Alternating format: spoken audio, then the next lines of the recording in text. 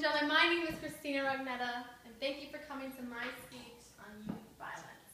On December 14, 2012, 20-year-old Adam Lanza fatally shot 20 children and 6 adult staff members at Sandy Hook Elementary School in Newtown, Connecticut.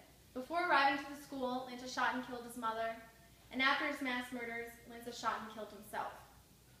Police have reported that Lanza spent hours in his basement daily playing violent video games. It is clear that youth violence is becoming more and more common in our society. At least twice a year we turn on the news and we see that there has been a mass murder either at a school, at the workplace, or at a public location. This shows that aggression in our youth needs to be recognized. Lab experiments confirm what any gamer knows in his gut.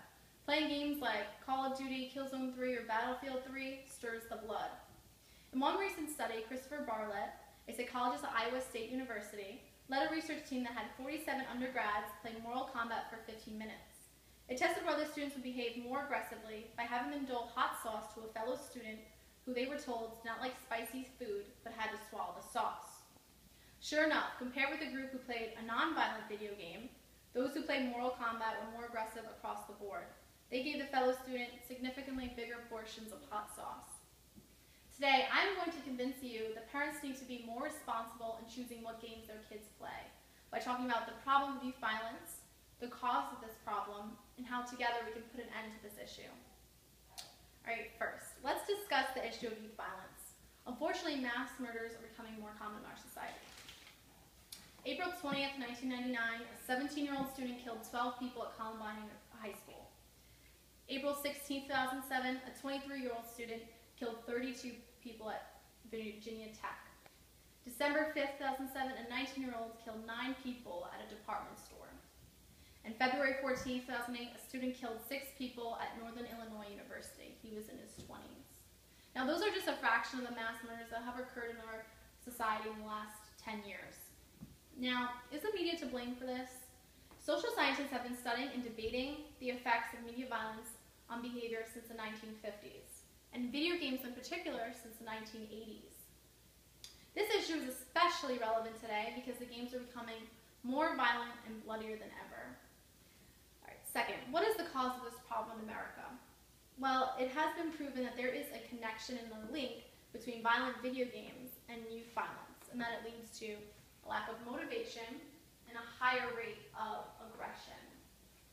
Some of the most recent research addressing this concern pertain the effects of violent video games, continually and strongly suggest that participating in the playing of violent video games by children increases aggressive thought and behavior, increases antisocial behavior and delinquency, engenders poor school performance, as well as desensitizes the child to violent behavior. So, for example, if a child sees a video game, when he's playing this video game, he thinks that the behavior in the video game is acceptable in real life, like shooting people and all these terrible things.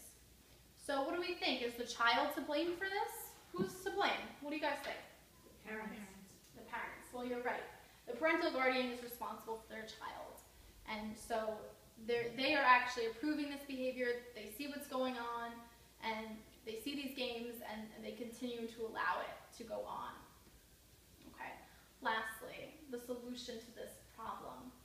Well, like I said, parents should be more responsible in what games their kids play. And how do they do this? Well, they monitor what games they're playing, how violent they are, as well as how much time the child has spent playing them. So maybe instead of playing it every day, they play it once a week. They play the game once a week for a couple hours so the child does not become addicted. And as well as teaching the child that this behavior, these games, they will not be a positive influence. Okay, in conclusion, we can agree that there is a problem in our society of youth violence. And one of the causes of this problem is playing violent video games. And to help solve this problem, parents need to be more responsible in choosing what games their kids play. Now, I hope this speech has persuaded you all how together we can help overcome this issue of youth violence, because it's becoming so popular in our country, and together, just by becoming more aware, this can help end this big issue. Thank you.